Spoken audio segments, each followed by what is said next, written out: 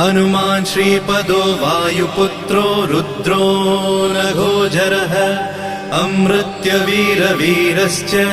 ग्रामवासो जनाश्रयः धनदो निर्गुणः शूरो वीरो निधिपतिर्मुनिः पिङ्गाक्षो वरदो वाग्मी सीताशोकविनाशकः शिवः शर्वत्परो व्यक्तो व्यक्तो धराधरः पिङ्गकेश पिङ्गरोमा श्रुतिगम्यः सनातनः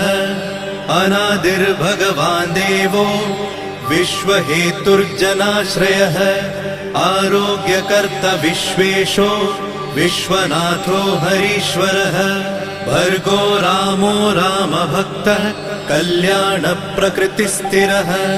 विश्वम्भरो विश्वमूर्तिर्विश्वाकारश्च विश्वपः